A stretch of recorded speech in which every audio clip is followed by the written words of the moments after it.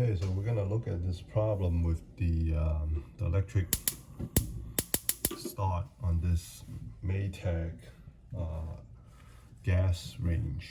So you might have a different model, but they pretty much all work the same way. So you can see that it's trying to start, but there's no contact, or the contact is probably not proper, so that the flame will not come on. So first thing you need to do is loosen or unscrew this electric burner top. You could just unscrew it, it kind of locks in place like that, and then just unscrew it, and then it will come off pretty easily. And then as you can see, once this thing comes out, it's connected to this ceramic igniter. And I took this apart earlier, and I realized that part of the ceramic igniter actually broke off, so that could be the reason. So from this point, you just have to release or take out the two electrical contact, the orange one and then the yellow one, and you can see which one goes into which by the size of it, so you don't need to worry about mixing up, at a later time.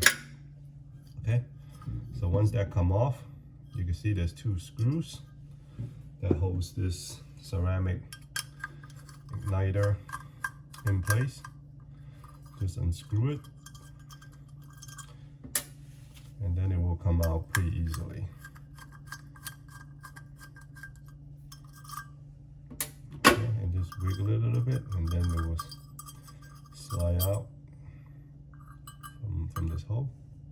And as you can see, this is pretty old, so it got cracked, and then that's probably why it's not creating the proper ignition when you turn it on. So I bought a new one from Amazon. They're pretty cheap, like $4 or so. So I'm gonna put this back in, and then try to line up with the hole on the top.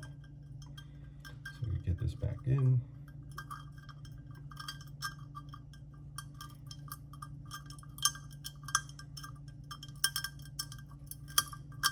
Okay, take a little bit of wiggling, and then finally got it in place. Okay, so match up the screw again, the screw holes, and make sure this thing is properly aligned. It looks pretty good. So I'm gonna put the screws back on, and then we're gonna do a test. Okay.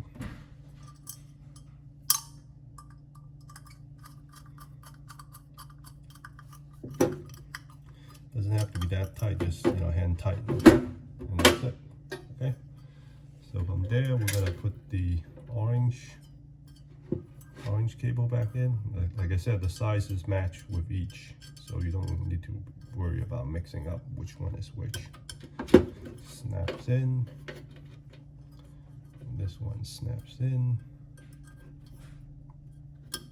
Okay, and then gently wiggle this back in, and then find the proper spacing, and this thing will lock back in place.